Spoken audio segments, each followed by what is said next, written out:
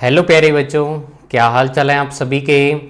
तो देखिए dear students, अपने कर रहे थे फिजिक्स का चैप्टर नंबर 3 जिसका नाम है इलेक्ट्रिक पोटेंशियल। ठीक है, तो आज अपने इसका पार्ट नंबर 9 डिस्कस करने जा रहे हैं। और जो अपने आज के टॉपिक हैं वो दोनों ही बहुत ही अच्छे टॉपिक है और बहुत ही सिंपल से टॉपिक है, ज़्यादा हार्ड नहीं है। पहला जो टॉपिक है वो है potential energy of system of charges, और दूसरा जो टॉपिक है वो आपके पास electrostatic potential energy of a system of more than 2 point charges. यानी आपको मेनली क्या डिस्कस करना है, इसमें पोटेंशियल एनर्जी डिस्कस करनी है। और वो पोटेंशियल एनर्जी कैसी, जो आपकी इलेक्ट्रिक फील्ड से रिलेटेड पोटेंशियल एनर्जी होती है, जिसको अपने इलेक्ट्रोस्टैटिक पोटेंशियल एनर्जी बोल देते हैं। ठीक है, तो चलिए स्टार्ट करते हैं आज का टॉपिक। तो dear students, potential energy of system of charges पहले ये डिस्कस करते हैं। ठीक है, तो इसमें पोटेंशियल एनर्जी क्या होती है और कैसे ये रिलेटेड होती है इलेक्ट्रिक फील्ड से, वो अपने इसमें डिस्कस करेंगे। तो देखिए, पहले मैं आपको थ्योरी करवाने से पहले इस डायग्राम के बारे में बता देता हूँ भी। ये अपने पास एक चार्ज है Q1, ठीक है, पॉइंट चार्ज है और इस A पॉइंट पे ये प्लेस किया हुआ है। तो अब आपको क्या करना है, एक दूसरा B पॉइंट है, ठीक है, उस B पॉइंट पर अगर अपने किसी और चार्ज को, जिसका नाम क्या है Q2, उसको इनफाइनाइट से पकड़ के और B पॉइंट तक लाएं। ठीक है, तो अगर तो यूनिट चार्ज को लाएं या फिर अपने जो चार्ज कह देते हैं टेस्ट चार्ज को पकड़कर लाएं, तो उसको लाने में जितना वर्क डन होता है वो वर्क डन अपने पोटेंशियल कह देते हैं। लेकिन अपने को यहाँ पे यूनिट चार्ज ना ला के Q2 चार्ज लाना है कोई, जिसकी वैल्यू कितनी है, Q2 है। ठीक है, तो उस चार्ज को क्या करना है, पकड़कर इस पॉइंट पर लाना है अपने को इलेक्ट्रिक फील्ड में। तो इसको लाने में आपको क्या पता है, क्या करना पड़ेगा, वर्क डन करना पड़ेगा। और वो वर्क डन क्या हो जाएगा, QV होगा वैसे तो। ठीक है, QV वर्क डन होता है। तो यही जो वर्क डन होता है, ये वर्क डन इस Q2 चार्ज में एनर्जी की फॉर्म में स्टोर हो जाता है, जिस एनर्जी को अपने क्या बोल देते हैं, इलेक्ट्रोस्टैटिक पोटेंशियल एनर्जी या डायरेक्ट पोटेंशियल एनर्जी बोल देते हैं। ठीक है, तो इसमें वही वर्क एनर्जी वाला कॉन्सेप्ट लगेगा भी। क्या होता है कि अगर किसी ऑब्जेक्ट पर अपने क्या करें, फोर्स लगाएं या वर्क करें, तो अपने द्वारा जो किया गया वर्क होता है वो वर्क उसमें क्या हो जाता है, एनर्जी की फॉर्म में स्टोर हो जाता है, जिसको अपने पोटेंशियल एनर्जी बोल देते हैं। जैसे स्प्रिंग को अगर आप क्या कर दो, कंप्रेस करके वहां पे छोड़ दो, तो अपना स्प्रिंग को जो प्रेस करेंगे, तो उसको प्रेस करने में जो वर्क डन होगा वो स्प्रिंग की पोटेंशियल एनर्जी बन जाएगा। और जब आप उसको छोड़ दोगे तो वो क्या करने लग जाएगा, वही पोटेंशियल एनर्जी काइनेटिक एनर्जी की फॉर्म में आ जाती है। ठीक है, तो बिल्कुल वैसी चीज यहां पे है कि यहां पे आपको किसी चार्ज को इलेक्ट्रिक फील्ड में किसी पॉइंट तक लाना हो, तो लाने में जो वर्क डन होता है वो क्या होता है, आपके पास ये आ जाता है पोटेंशियल एनर्जी बोल देते हैं इसे, इलेक्ट्रिक फील्ड की जो पोटेंशियल एनर्जी होती है। ठीक है, तो ये पोटेंशियल एनर्जी होगी। अब बात आती है कि पोटेंशियल और पोटेंशियल एनर्जी में डिफरेंस क्या है। तो पोटेंशियल तो होता है यूनिट चार्ज को लाने में वर्क डन, और जो आप क्या करते हो, किसी और चार्ज को लाने में वर्क डन करते हो, तो वो क्या होता है, पोटेंशियल एनर्जी। तो वास्तव में जो पोटेंशियल है, ये पोटेंशियल एनर्जी ही होती है एक्चुअल में। वर्क डन होता है और वर्क डन एनर्जी की फॉर्म में स्टोर होता है। तो यहां से अपने को एक चीज ये पता लगी कि जो इलेक्ट्रिक पोटेंशियल और इलेक्ट्रिक पोटेंशियल एनर्जी, बात एक ही है, बस उसमें चार्ज यूनिट हो जाता है, बस इतना फर्क है। ठीक है, तो अब देखो, अगर यहां पे मैं बात करता हूं कि let we have a charge Q1 which is placed at point A, जो कि इस A पॉइंट पे प्लेस किया हुआ है। Then potential at a point B, आपको B पॉइंट पे पोटेंशियल की वैल्यू लिखनी है at a distance small r, जो कि इससे क्या है, स्मॉल r डिस्टेंस पे है। तो अगर मैं इस चार्ज के कारण स्मॉल r डिस्टेंस पे B पॉइंट है जो, इस पे पोटेंशियल की वैल्यू लिखना चाहूँ तो Q1/r होगी, क्योंकि Q1 यहाँ पे क्या है, एक पॉइंट चार्ज है। समझ आया। फिर क्या है कि now another charge Q2 will be bring from infinite to this point B, then work done to move this charge from infinite to this point will be stored in the form of potential energy, because this potential energy is related to electric field, so it is called electrostatic potential energy। तो जो कहानी मैंने आपको अभी बताई है कि Q2 charge को इनफाइनाइट से पकड़ के और उस पॉइंट तक लाएंगे अपने इलेक्ट्रिक जो B पॉइंट है, जो कि इलेक्ट्रिक फील्ड में प्रेजेंट है पॉइंट। ठीक है, तो वहां तक लाने में जो वर्क डन होगा वो पोटेंशियल एनर्जी होगा। और ये पोटेंशियल एनर्जी इलेक्ट्रिक फील्ड से रिलेटेड होती है, क्योंकि इलेक्ट्रिसिटी यानी इलेक्ट्रिक फील्ड ही पढ़ रहे हैं अपने इसमें, तो इलेक्ट्रिक फील्ड से रिलेटेड होती है। इस कारण इस पोटेंशियल एनर्जी को अपने क्या बोल देते हैं, इलेक्ट्रोस्टैटिक पोटेंशियल एनर्जी। ठीक है, तो अब देखो अगर मैं बात कहूं यहां पे कि work done on unit charge, तो यूनिट चार्ज पे वर्क डन पोटेंशियल की इक्वल होता है, तो के Q1/R है।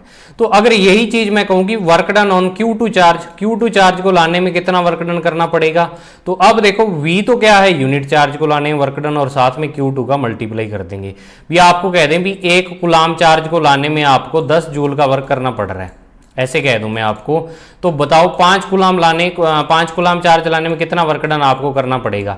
तो आप पता क्या करोगे, 5 को इस 10 से गुणा कर दोगे और सर कहोगे कि सर 50 जूल वर्क डन करना पड़ेगा, ऐसे ही होता है। तो वही चीज है कि यूनिट चार्ज को लाने में इतना वर्क डन है, तो Q2 चार्ज को लाने में वर्क डन क्या हो जाएगा, V × Q2 हो जाएगा, वही चीज है।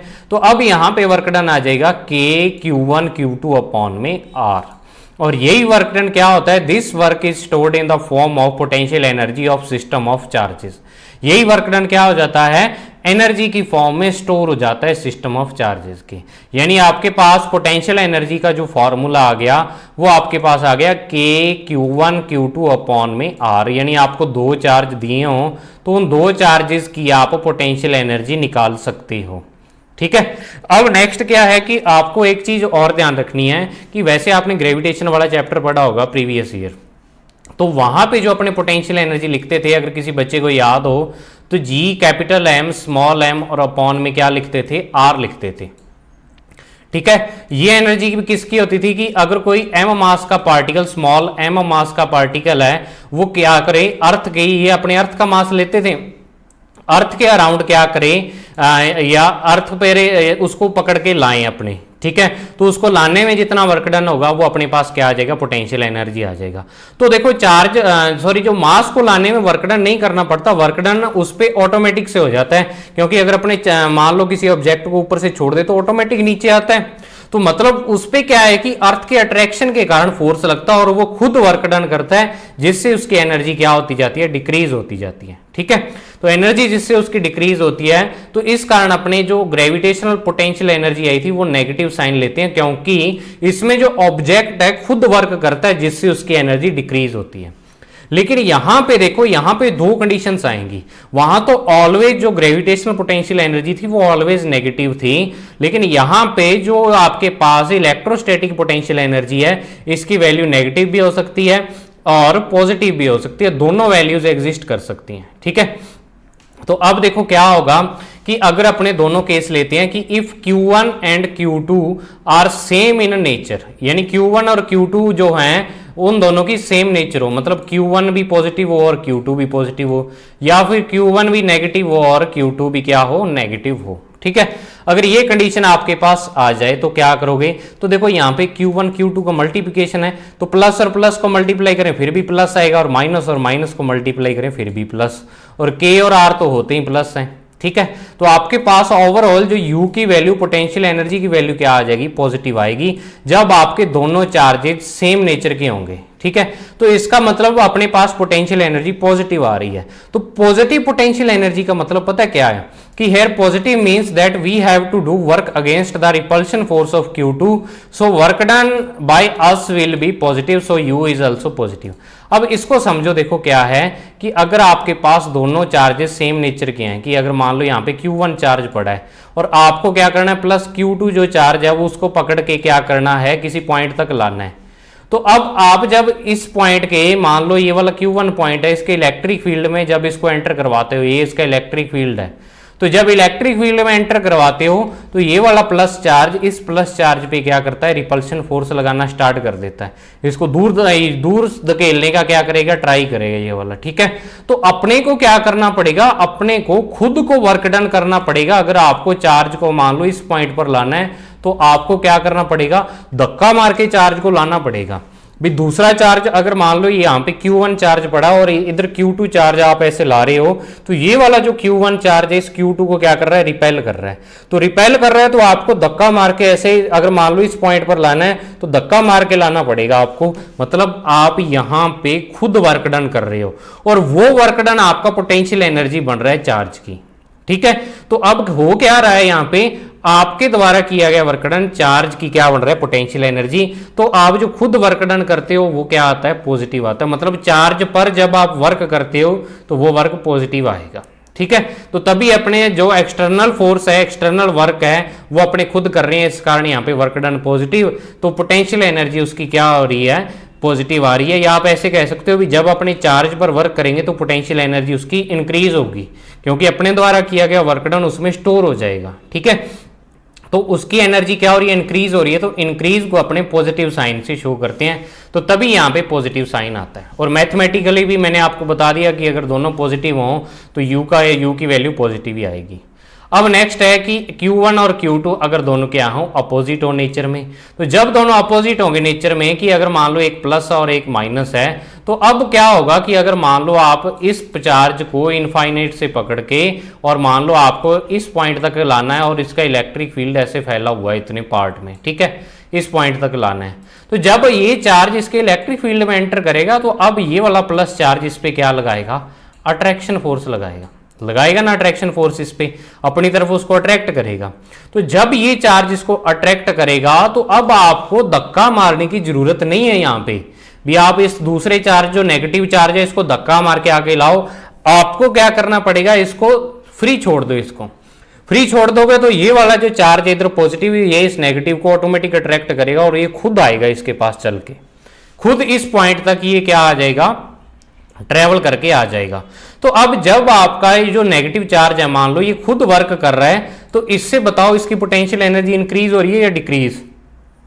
जब ये खुद ही मूव कर रहा है तो इस पे बाहर से कोई वर्क डन नहीं कर रहे हैं, लेकिन ये खुद वर्क कर रहा है, तो इससे इसकी एनर्जी क्या हो जाती है, डिक्रीज हो जाती है, पोटेंशियल एनर्जी क्या हो जाती है, डिक्रीज। तो तभी अपने यहाँ पे जो वैल्यू आती है कि अगर मान लो Q1 आपका क्या हो, पॉजिटिव हो, और Q2 आपका क्या हो, नेगेटिव हो, तो जब आप फॉर्मूले में वैल्यू पुट करोगे K Q1 Q2 upon R में, तो आपके पास U की वैल्यू क्या आएगी, नेगेटिव। और नेगेटिव का अर्थ मैंने बता दिया, मीनिंग बता दिया भी, वास्तव में फिजिकली इसका मीनिंग क्या है, कि वास्तव में फिजिक्स की लैंग्वेज में नेगेटिव साइन का मतलब क्या है, ठीक है। तो मतलब पॉजिटिव साइन का एक बार दोबारा सुन लो, पॉजिटिव साइन का मतलब है, पॉजिटिव पोटेंशियल एनर्जी का मतलब है भी आप चार्ज पर वर्क डन कर रहे हो जिसकी उसकी पोटेंशियल एनर्जी इंक्रीज हो रही है। और नेगेटिव पोटेंशियल एनर्जी का मतलब है भी चार्ज खुद वर्क कर रहा है, आप उस पर वर्क नहीं कर रहे हो, खुद वर्क कर रहा है, तो उसकी पोटेंशियल एनर्जी क्या हो रही है, डिक्रीज हो रही है, ठीक है। तो ये आपके पास आ जाएगा। तो अब आपको पता लग गया भी दोनों क्या है, पोटेंशियल एनर्जी की कॉन्सेप्ट पता लगी भी, पॉजिटिव और नेगेटिव कब होती है। तो देखो नोट लगा के मैंने यहाँ पे चीज लिखी हुई है कि to find the potential energy in numericals we take signs of यहाँ न्यूमेरिकल्स नहीं आना था, ये गलती हो जाती है, यहाँ आना था चार्जेस। क्या आएगा यहाँ पे, चार्जेस। मैं इसको पीडीएफ में सही कर दूंगा जो अपलोड करूंगा आपके टेलीग्राम चैनल पर, तो आप इसको सही कर लेना, चार्जेस अल्सो, ठीक है। तो यानी आपको क्या करना पड़ेगा, इसका मतलब ये है कि अगर मान लो दोनों ही चार्ज नेगेटिव है तो आप उनके नेगेटिव सिंबल साथ में लोगे। तो पोटेंशियल वाले चैप्टर में डायरेक्शन का कोई पंगा ही नहीं है, आपको बस एक चीज याद रखनी है भी, अगर पॉजिटिव चार्ज है तो उसका पॉजिटिव सिंबल, और नेगेटिव चार्ज है तो नेगेटिव सिंबल आएगा ही आएगा। नेगेटिव ही लगाना होता है, पॉजिटिव को तो लगाने की जरूरत ही नहीं होती है, ठीक है। तो आपको नेगेटिव सिंबल इसमें लगाना पड़ेगा। अब नेक्स्ट देखो, ये जो ऊपर वाला आपने अब तक टॉपिक किया है, ये टॉपिक था कि जब आपके पास क्या हो, दो चार्जेस हो, दो चार्जेस के लिए ये वाला टॉपिक था। अब अगर आपको क्या कह दें कि आपके पास दो से ज्यादा चार्जेस हैं, 3 है, 4 है, 5 है, 10 है, 12 है, तो इतने चार्जेस की आपको क्या करनी हो, पोटेंशियल एनर्जी फाइंड करनी हो आपको, ठीक है। तो इतने चार्जेस की पोटेंशियल एनर्जी कैसे फाइंड करेंगे अपने, ठीक है। दो का तो दो के लिए तो फॉर्मूला है ही, K Q1 Q2 upon R। अगर आपको कहते 5 आपको चार्ज दे रही है और उन पांचों के कारण किसी पॉइंट पे पोटेंशियल एनर्जी फाइंड करो, तो आप कैसे करोगे फाइंड, तो वो अपने समझते हैं अब। तो वही नेक्स्ट जो अपना टॉपिक है कि electrostatic potential energy of a system of more than 2 charges, ठीक है। यानी कि दो से ज्यादा चार्ज हो तो उस सिस्टम की पोटेंशियल एनर्जी क्या होगी। तो अब देखो इसमें क्या होगा कि पहले इसकी लाइन पढ़ो, थ्योरी पढ़ो, इसकी क्या है कि the total potential energy of a system of more than 2 charges is equal to the algebraic sum of potential energy of pair of charges, ठीक है। अब क्या होगा कि अगर आपको क्या कह दें, अब इसका मैथमेटिकली समझो, इसको पहले प्रैक्टिकली समझो, फिर आपको पता लगेगा भी ये लाइन का अर्थ क्या है। कि अगर मान लो आपको ये 3 चार्ज दे दें, मान लो A, B और C पॉइंट पे Q1, Q2 और Q3 चार्ज क्या किए हुए हैं, प्लेस किए हुए हैं, ठीक है। और Q1 और Q2 के बिटवीन की डिस्टेंस R12 ले ली, Q1 और Q3 के बिटवीन डिस्टेंस R13 ले ली और Q2 और Q3 के बिटवीन डिस्टेंस R23 ले ली। तो अब आपको कह दें भी इन तीनों की पोटेंशियल एनर्जी फाइंड करो, तो तीनों की पोटेंशियल एनर्जी कैसे आएगी? तो आपको क्या करना पड़ेगा, यहाँ पे ग्रुप बनाने पड़ेंगे चार्जेस के भी। एक ग्रुप तो आपने दो चार्जेस का ये बना लिया Q1 Q2, दूसरा ग्रुप यहाँ पे ये वाला बन रहा है Q3 Q1 या Q1 Q3, और तीसरा ग्रुप दो चार्जेस का बन रहा है ये वाला। मतलब यहाँ पे अगर आपने दो दो चार्जेस लेते हैं तो उनके क्या बन रहे हैं, तीन ग्रुप बन रहे हैं। तो मतलब यहाँ पे पोटेंशियल एनर्जी कितनी होगी, टोटल तीन होंगी। ठीक है, तो अब आपकी जो ये वाली लाइन है कि जो टोटल पोटेंशियल एनर्जी इस सिस्टम की होगी, मान लो ये ट्राइंगल में तीन चार्ज रखे हुए हैं, तो इनकी जो टोटल पोटेंशियल एनर्जी होगी वो किसकी इक्वल होगी, more than two charges is equal to the algebraic sum of potential energy of pair of charges. मतलब अपने को चार्जेस के पेयर बनाने पड़ेंगे, उनकी पोटेंशियल एनर्जी लिखनी पड़ेगी और उनका एल्जेब्रिक सम मतलब सीधा मैथमेटिकल सम जो होता है वो अपने को करना पड़ेगा, जिससे अपने को पोटेंशियल एनर्जी मिल जाएगी। ठीक है, तो अब देखो वास्तव में एक्चुअल में होता क्या है, आप ये भी समझो इसको। देखो बुक में ना आपके ये वाला जो डेरिवेशन है ये काफी बड़ा दिया हुआ है बुक में। ठीक है, मैंने इसको थोड़ा सा शॉर्ट करवाया क्योंकि बुक वाला, क्योंकि ये वाला टॉपिक है ना, डेरिवेशन इसका बहुत ही कम आने के चांस है, न्यूमेरिकल आते हैं इसके ज्यादा। ठीक है, तो आपका ये वाला टॉपिक भी बिल्कुल सही है, आप ऐसे मत समझना भी सर ने गलत करवा दिया है या कुछ और, तो आपका बिल्कुल सही है, इसके कोई नंबर नहीं कटेंगे आपके। ठीक है, तो अब देखो अगर मैं बात करता हूं यहाँ पे कि आप एक बार क्या करो, इन दो चार्जेस को छोड़ दो, इग्नोर कर दो Q2 और Q3 को। आप ये मानो कि A पॉइंट पे Q1 चार्ज पड़ा हुआ ओनली। ठीक है, Q1 चार्ज पड़ा हुआ है। अब आप क्या करते हो कि इस B पॉइंट पे क्या करते हो, Q2 चार्ज को ले आते हो। Q3 को एक बार क्या करो, आप इग्नोर कर दो, यहां पे मान लो Q3 नहीं है, एक बार आप ओनली Q2 को ला रहे हो, तो दो चार्जेस हो गए, अब इस B पॉइंट तक ले आए। अब बताओ दोनों चार्जेस के बिटवीन डिस्टेंस कितनी है, R12 है। तो अब आपको क्या करना पड़ेगा, पोटेंशियल एनर्जी अगर इसकी लिखोगे तो ये आपके पास आ जाएगी K Q1 Q2 और अपॉन में क्या आ जाएगा बच्चों, R12 आ जाएगा ना, R12 यहाँ पे R12 आ जाएगा। तो ये पोटेंशियल एनर्जी आ गई इन दो चार्जेस की। अब अगर आपको मान लो इनफाइनाइट से लेके और इस C पॉइंट तक क्या करना है, इस Q3 चार्ज को लेके आना है, तो लेके आना है, तो आपके पास अब दो चार्जेस के कारण इलेक्ट्रिक फील्ड होगा Q1 और Q2। तो अब आपको क्या करना पड़ेगा, इन दोनों चार्जेस के अगेंस्ट वर्क डन करना पड़ेगा, क्योंकि ये वाला Q1 चार्ज भी इस पे क्या लगाएगा, रिपल्शन फोर्स लगाएगा, इसको दूर भगाएगा, और Q2 भी इस पे क्या लगाएगा, रिपल्शन फोर्स। मतलब दोनों के अगेंस्ट आपको क्या करना पड़ेगा, वर्क डन करना पड़ेगा। तो अब अगर इसका और इसकी बात करूं तो वर्क डन कितना हो जाएगा, यहाँ पे K Q2 Q3 और अपॉन में क्या आ जाएगा, R23 आ जाएगा, ये आ जाएगा। और अगर मैं इसकी बात करूं तो यहाँ पे आ जाएगा K Q1 Q3 और अपॉन में क्या आ जाएगा, R13। तो मतलब ऑटोमेटिक से आपके पास तीन पोटेंशियल एनर्जीज आ गई। अब आपको टोटल निकालनी है सिस्टम की, तो टोटल निकालने के लिए क्या कर दो, सम कर दो आप यहाँ पे। ठीक है, सम कर दोगे तो टोटल आ जाएगी। तो वही चीज है कि according to the diagram three charges are placed at ABC, charges are Q1 Q2 and Q3। तीन चार्जेस हैं ABC पर प्लेस किए हुए हैं। तो अब इस सिस्टम की जो पोटेंशियल एनर्जी होगी वो क्या होगी, देखो आपके पास आ जाएगा U12 U23 और U31। अब यहाँ पे कई बच्चों को कंफ्यूजन होता है कि सर कई बुक्स में तो U13 लिखा हुआ है इसको, तो U31 लिखो चाहे U13 लिखो, दोनों की वैल्यू तो यही आएगी। कि आप देखो U31 लिख रहे हो तो उसमें आप ऐसे कई बार लिखा होता है कि Q3 Q1 अपॉन में R31। ठीक है, ये आता है। तो अब कई बच्चे कंफ्यूज हो जाते हैं, भाई सर यहाँ पे तो Q1 Q3 आ रहा है, Q3 Q1 आ रहा है और नीचे R13 आ रहा है, यहाँ R31 आ रहा है। तो अब देखो पोटेंशियल एनर्जी, पहली बात तो आप सुनो कि अगर मैं 2 को 3 से मल्टीप्लाई करूँ तो कितना आएगा, 6 आएगा। और अगर मैं 3 को 2 से मल्टीप्लाई करूँ फिर कितना आएगा, 6 आएगा। तो देखो अगर मैं इनको क्रम चेंज कर देता हूँ, इनके ऑर्डर चेंज कर देता हूँ, तो कोई फर्क पड़ता है क्या मल्टीप्लाई पे? तो डायरेक्ट मल्टीप्लाई यहाँ पे हो रहा है तो कोई फर्क नहीं है। अगर आप कहते हो कि U13 अलग है और U31 अलग है तो आप गलत हो, U13 और U31 एक ही चीज है। अब आप कहोगे भी सर R13 और R31 ये तो अलग अलग हो सकते हैं, कि आप ऐसे कह दोगे, अगर मैं ऊपर यहाँ पे बात करूं भी R13 की डायरेक्शन तो क्या हो जाएगी, ये वाली हो जाएगी 1 से लेके 3 तक, और R31 वाली डायरेक्शन ये वाली हो जाएगी भी, R31 वेक्टर ये वाला हो जाएगा।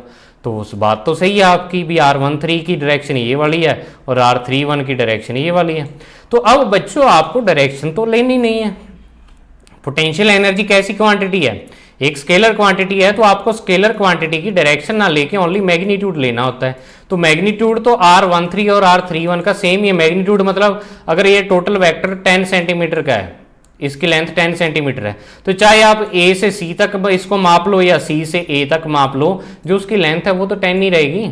तो डायरेक्शन वाला तो झंझट ही नहीं है यहाँ पे। तो आपके पास R13 और R31 एक ही बात है, तो आप उसको एक बार ही लिखोगे, ऐसे नहीं भी U13 अलग लिख दोगे, क्योंकि वो ऑटोमेटिक आ ही चुका है यहाँ पे, ठीक है। तो अब आपको ये वाला क्या आ जाएगा, पोटेंशियल एनर्जी की वैल्यू आ जाएगी। अब देखो बिल्कुल इसी टाइप से अगर अपने पास इस similarly if we have a system of 4 charges, 4 charges का कोई सिस्टम हो, तो अपने पास total 6 pairs are exist, 6 pair exist करेंगे अपने पास, यानी टोटल 6 पेयर्स होंगे, ठीक है। तो 6 पेयर्स होंगे, तो 6 पेयर्स के कारण देखो 6 पेयर्स बनेंगे कैसे, पहले समझ लो इसको भाई। ये आपके पास 4 चार्जेस पड़े हुए हैं, Q1 Q2 Q3 Q4, ठीक है। तो अब आपको क्या करना है, इनकी पोटेंशियल एनर्जी फाइंड करनी है। अभी गर्मी बहुत है, मुझे गेट बंद करके वीडियो बनानी पड़ रही है लाइट जला के, क्योंकि क्या है कि बाहर से आवाज़ें बहुत आती हैं नहीं तो, ठीक है। और आपको पता है अब गर्मी बहुत ही हुई पड़ी है, तो बार बार पसीना तो समझते हैं बच्चों इसको, Q1 Q2 Q3 और Q4, ठीक है, 4 चार्जेस प्लेस हैं। तो देखो ग्रुप बनाओ इसके, Q1 और Q2 का एक ग्रुप बन गया, फिर Q2 और Q3 का बन गया एक ग्रुप, फिर Q3 और Q4 का एक ग्रुप बन गया, और लास्ट में बन गया Q4 और Q1 का एक ग्रुप। 4 ग्रुप बन गए, आपका हो गए भी 4 बन गए। लेकिन देखो ये 2 ग्रुप भी बन रहे हैं जो डायगोनल के लॉन्ग है, एक A से लेके और C तक Q1 और Q3, और Q2 और Q4 का बन रहा है। तो मतलब टोटल 6 ग्रुप बन रहे हैं यहाँ चार्जेस के, इसके अलावा तो कोई ग्रुप नहीं बन रहा। तो 6 ग्रुप बन रहे हैं, तो 6 की अपने को पोटेंशियल एनर्जी लिख के और उनका क्या करना पड़ेगा, सम करना पड़ेगा यहाँ पे।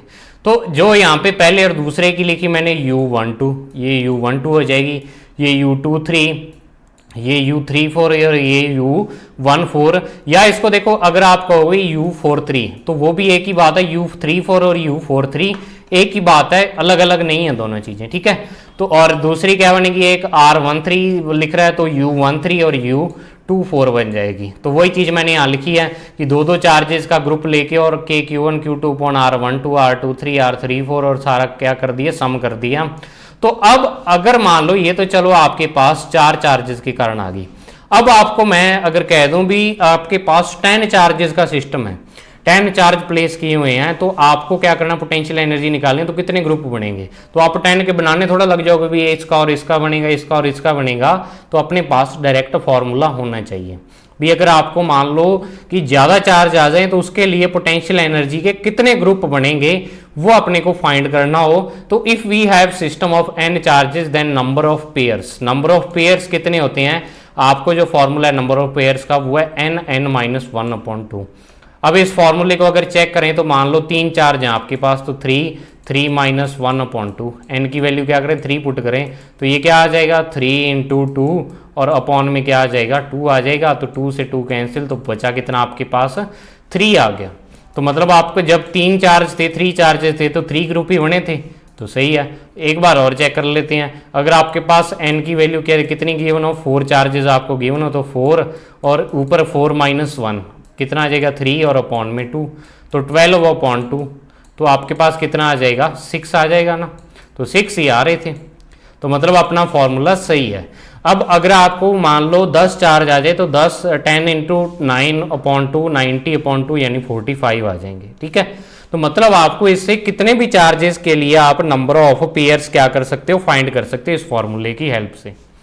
अब देखो एक चीज और है यहाँ पे कि आपने नंबर ऑफ पेयर्स फाइंड कर लिए, तो नंबर ऑफ पेयर्स की पोटेंशियल एनर्जी कितनी होगी, तो वो अपने को अगर फाइंड करनी है तो आप क्या करते हो, समेशन लगा के इसका सम कर देते हो। समेशन लगा के सम कैसे करोगे, आपके पास ये वाला फॉर्मूला है, यहाँ पे मिसप्रिंट हो गया, यहाँ आप जे लिख देना, क्यू के पैरों में जे लगा हुआ और ये के। तो अब देखो क्या होगा कि अपने क्या करेंगे, समेशन लगाएंगे क्यू के Q J Q के अपॉन R J के, और यहाँ पे डिफाइन कर दें कि जे की वैल्यू भी 1 से लेके n तक का और k की वैल्यू भी 1 से लेके और n तक है। इसका मतलब क्या है कि अगर आप j की वैल्यू 1 रखते हो, k की वैल्यू 2 रखते हो, तो आपके पास ये वाला फॉर्मूला आ जाएगा k q1 q2 और अपॉन में r j की है, तो r j की वैल्यू 1 और इसकी वैल्यू 2, तो r12, ठीक है, ये आ जाएगा। अब इसी तरह से q की वैल्यू अगर आप 2 रखते हो, इसकी वैल्यू 3 रखते हो, तो आपके पास formula q2 q3 upon r23 आ जाएगा। बिल्कुल इसी तरीके से आ जाएगा। अब बच्चों के दिमाग में यहाँ पे सबसे पहले क्वेश्चन ये आता है कि सर ये 1/2 लगाने का क्या फ़ायदा हुआ, यहाँ पे ये क्यों लगाया। क्वेश्चन भी जायज़ है, क्यों लगाया है, रीज़न क्या है इसका लगाने का। तो सोच सकते हो रीज़न इसका क्या है। मैं सांस ले लूँ थोड़ी सी, रीज़न बता सकते हो क्या हो सकता है इसका। तो रीज़न इसका ये है बच्चों, पहले आप इसको वीडियो को यूज़ करके यहाँ पे सोचना, फिर आप मेरा रीज़न सुनना भी, हमने जो सोचा था वो सही सोचा था या गलत। तो देखो अगर मैं यहाँ पे j की वैल्यू 1 रखूँ और k की वैल्यू 2 रखूँ, तो आपके पास जो एनर्जी की वैल्यू आएगी वो आएगी k q1 q2 और अपॉन में क्या आ जाएगा, r12 आ जाएगा, ये आ जाएगा। अब अगर मैं यहाँ पे j की वैल्यू 2 रख दूँ और k की वैल्यू 1 रख दूँ, तो आपके पास जो फॉर्मूला आएगा एनर्जी का वो आएगा k q2 q1 अपॉन में r21, ये आ जाएगा। लेकिन मैंने आपको कहा था कि चाहे आप ये फॉर्मूला लिखो चाहे ये, बात तो एक ही है। तो जो क्वांटिटी आपको यहाँ पे क्या कर रहे हो, जब वैल्यूज को चेंज कर रहे हो तो एक ही क्वांटिटी 2 बार आ रही है, क्योंकि जितनी वैल्यू इसकी आएगी उतनी इसकी आएगी। तो पोटेंशियल एनर्जी तो एक बार ही जोड़नी है, दो बार थोड़ी जोड़नी है दो चार्जेस की। Q1 और Q2 की जो पोटेंशियल एनर्जी है वो k Q1 Q2 upon R21 आएगी, या फिर आप ये लिख दो, तो इसको दो बार थोड़ा जोड़ेंगे। तो मतलब अगर आप ऐसे सारी वैल्यूज अगर आपके यहाँ पे 1/2 नहीं लगाते हो, यहाँ पे आपने क्या लगाना है, j लगाना है, याद रख लेना इसके पैरों में। यहाँ पे आप 1/2 नहीं लगाते तो इसका मतलब इसमें हर एक वैल्यू दो बार ऐड हुई है। जब वैल्यूज स्वैप कर जाती है मतलब क्या हो जाती है, इंटरचेंज हो जाती हैं। मान लो यहाँ पे 2 3 था और जब आपके पास j की वैल्यू 3 आ गई और 2 आ गई, फिर से वो आपके पास पोटेंशियल एनर्जी की वो वैल्यू रिपीट होगी। तो मतलब हर वैल्यू 2 बार रिपीट हो रही है यहाँ पे, अगर आप डायरेक्ट सम कर रहे हो। तो अब अपने को एक 1/2 यहाँ पे इस कारण लगाना पड़ेगा, जिससे 2 बार जो वैल्यू आपकी ऐड हो रही है वो एक बार ही ऐड होगी, मतलब वैल्यूज हाफ हो जाएंगी। तो एक्चुअल पोटेंशियल एनर्जी आपकी ये वाली आ जाएगी n चार्जेस के कारण, ठीक है। तो आपको समझ आ गया होगा, ये आपका आज का टॉपिक था, 2 टॉपिक थे। अब नेक्स्ट 2 टॉपिक रह गए छोटे छोटे, वो मैं 15-15 20-20 मिनट की वीडियो बना के और दोनों में कवर कर दूंगा। कल तक उम्मीद है, कल या परसों तक आपका ये वाला चैप्टर कवर हो जाएगा, यानी सारा कंप्लीट हो जाएगा। उसके बाद न्यूमेरिकल बचेंगे और प्रीवियस ईयर बोर्ड क्वेश्चन। तो आप प्लीज़ इसी तरह वीडियोज़ को देखते रहें, अपना प्यार देते रहें। मिलते हैं नेक्स्ट वीडियो में, तब तक के लिए thank you, have a nice day dear students.